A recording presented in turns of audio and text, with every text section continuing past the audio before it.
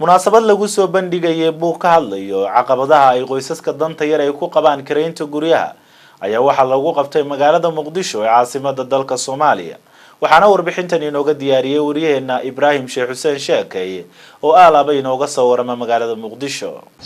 munaasabadani oo ahayd mid si arsara loo soo agaasimay isla markaana lagu soo bandhigay buug ka hadlaya caqabadaha ay kala kulmaan kareynta guryaha qoysaska dhaqaalahoodu uu yar yahay ayaa waxa lagu qabtay jaamacadda Indian Ocean ee magaalada Muqdisho.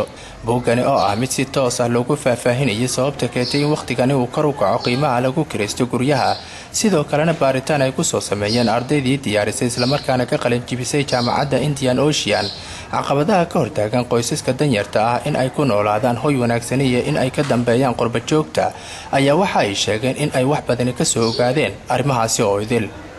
haddaba waa kuwan Xuseen Ibrahim Ahmed, Xasan Maxamed Xasan iyo Cabdisalaan Cabdullaahi Xasan oo ah ardaydii buuggan qalinka u qaadatay sharaxaadna ka bixinaya ujeedka buuggan iyo waxa uu xambaarsan yahay.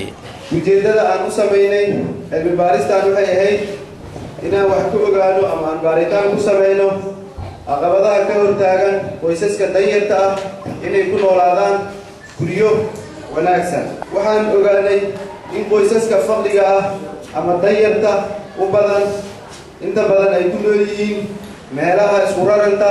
waa maxay waxyaalaha qaaliga ka dhigay ama qaaliyeynaya kireynta xaafadaha Muqdisho? qoysaska danyarta ah waa maxay waxa ugu badan ay dakhligooda ku bixiyaan? siyaas baradu dhugma ku leeyihiin kor u kaca ama qaaliyeynta guryaha magaalada Muqdisho. cilmi-baarayaashu waxaa kale soo jeedinayaan in la horumariyo qaab dhismeedka guud iyo gaar ahaaneed oo diiradda lagu saaro dadka dhaqaalahooda hooseeyo ama dadka low income-ka ah. waxaan u soo jeedinaynaa inay dowladdu dib u dejin u samayso dadka guryaha danta guud degan inta aan laga rarin ka hor. waxaan halkan ka soo jeedinaynaa in wax badan laga qoro mowduucan isaga oo muhiim ku ah mujtamaca Soomaaliyeed maadaama aan horay wax badan looga qorin mowduucan isaga oo muhiimka ah. waxaan daatada ku anaasgareynay descriptive statistics sida mean standard deviation taasoo asaas u ah independent variable. waad ku mahadsantihiin dhegeysiga aad dhegeysateen. dhanka kale maamulaha jaamacadda Indian Ocean Engineer Samawade Maxamed Cali Daahir ayaa isna ka hadlay culeysyada haatan ka taagan xagga kireynta guryaha iyo arrimo kale isagoo sidoo kalena ku bogaadiyay ardaydii buuggani diyaarisay in ay dadaalka halkoodii ka sii wadaan. waxaana keenayo waxyaabo badan oo iskugu tegay diyaasbara qayb waa ka tahay ammaankii magaalada oo dhinac u badan waa tahay qayb magaaladii oo dhinac u dhismayso qayb kale ku jirto waay iyo dadkii oo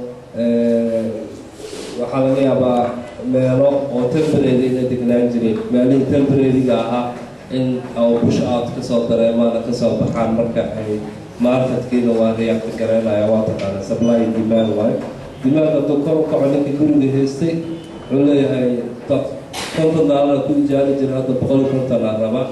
marka maasha allah shaqo fiicana qabateen waa nii bogaadinayaa arrintaana waa arrin kulligeen noo wada qaado insha allah waa xashan doonaa ilaa haddii Ibrahim Sheekh Xuseen Sheekay, Somali Channel, Muqdisho.